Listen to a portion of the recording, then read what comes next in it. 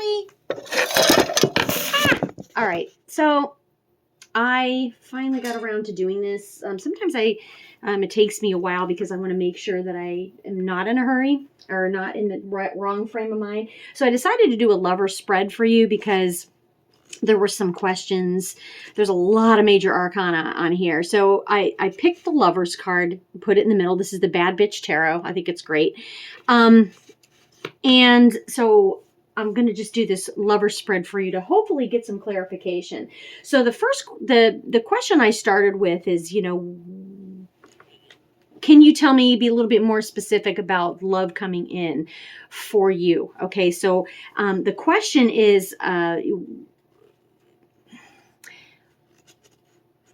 when, and I just wanted clarification on the kind of love that's going to be coming in for you. So the first one I got was the Queen of Swords, and she's in the question, like, to give me a little bit more clarification on what exactly, is on the horizon for you.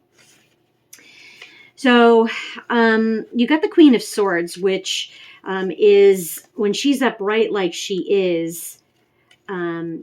is very decisive. So get your feelings out of the way and nurture honesty and fairness. But it's mostly about manifesting what you really, really want. Obviously nobody's just going to drop into your house. If like you're in your house all the time, it's going to be harder for you to meet somebody, which you already know that. If you really want this queen in your corner, and if you're having to negotiate difficult terrain, the Queen of Swords is helping you to see your bullshit through the bullshit. So really, this is your own negative self-talk. So nothing is going to happen until that changes. Okay, the negative self-talk, or just, and I know you're in a bad spot and whatever, but that's definitely coming up with the Queen of Swords. She does cut through the bullshit.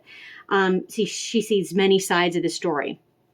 So she's a good one to start off this reading with, because you don't want to block yourself from meeting somebody, which is you're standing in your own way. And I know Taurus is, like we said, you're slower about things and whatever. And it's hard to just get out there.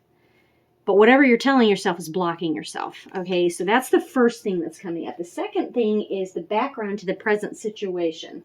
And we have the Emperor.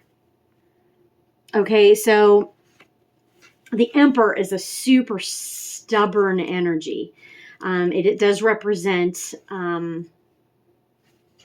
Aries. So when I see the Emperor come up, it's like I said, a very, very stubborn energy. So,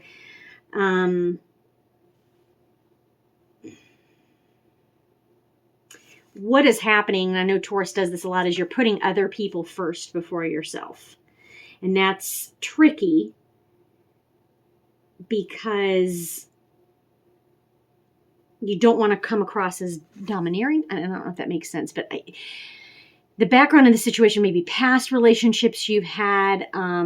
You've maybe been too much too soon, possibly. It is a controlling thing. You might have had some control issues in relationships. So that's the background to the situation.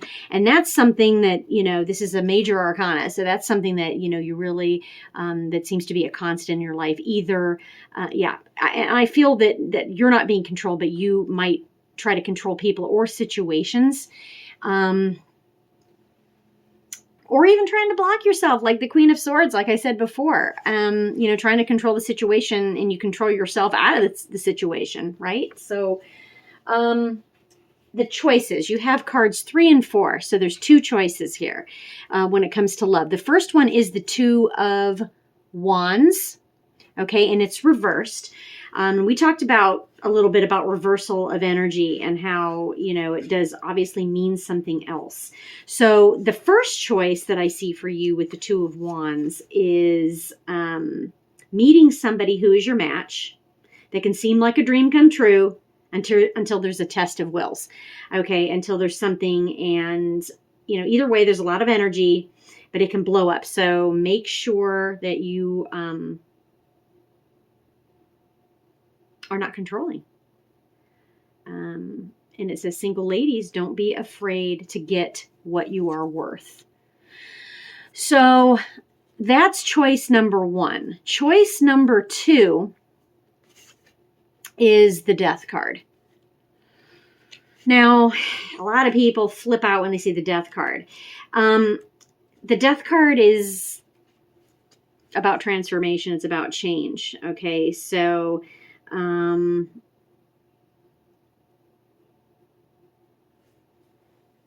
it's about, so the first choice is, a very powerful connection that you guys are going to butt heads. Second one is you, because it's the Death card, you just simply not meeting anybody, not willing to change, staying at home, not, getting out there and doing things, shoving your emotions under the rug, and just not getting out there. Basically, totally afraid of change is what this is. Totally afraid of change. And, even though change is inevitable, it's not. If you stay home in your house, there will be no change, right? And I know we're in a pandemic and all that, but, people are still getting out and people are still chatting and talking and meeting, right? So, and this is settling for being alone, to be honest with you. So that's basically the second choice I see. The best action to take in this situation is the 7 of Cups. 7 of Cups reversed is about a series of choices.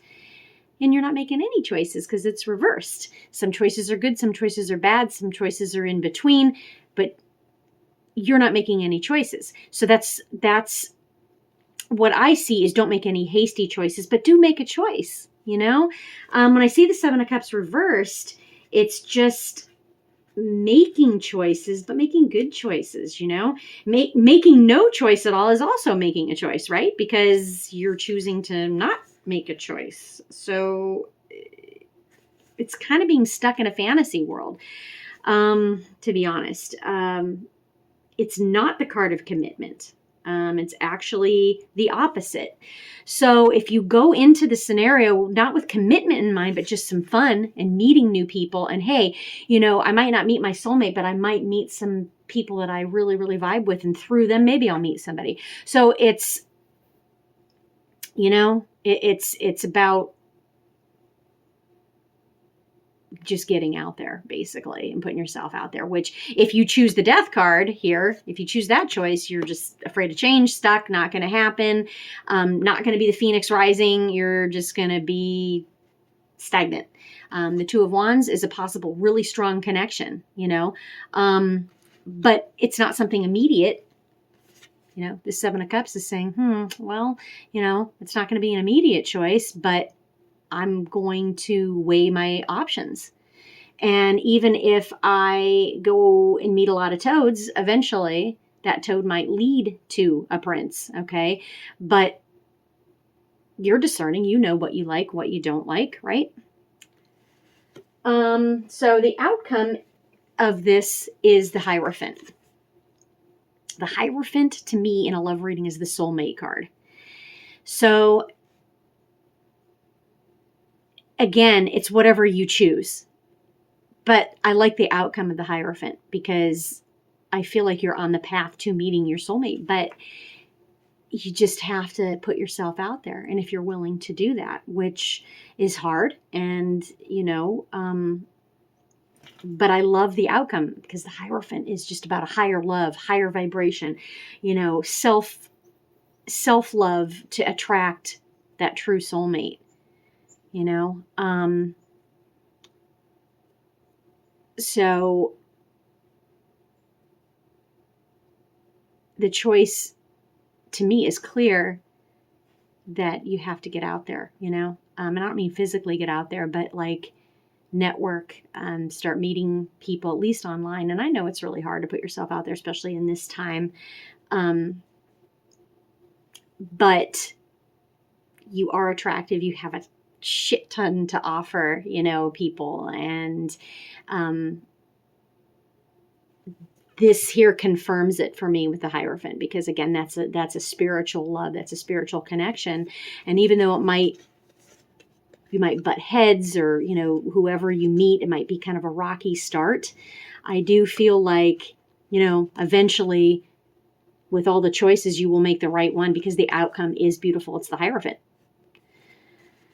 So Chloe, I hope that helps a little bit. Again, the ball is in your court. You have free will. You're the one that has to decide who and what, and the timing, what is right for you. But obviously, it's as sexy as it is not. Practice self-love first, and that, you will attract the kind of mate that you deserve. So I hope this definitely resonated, and let me know.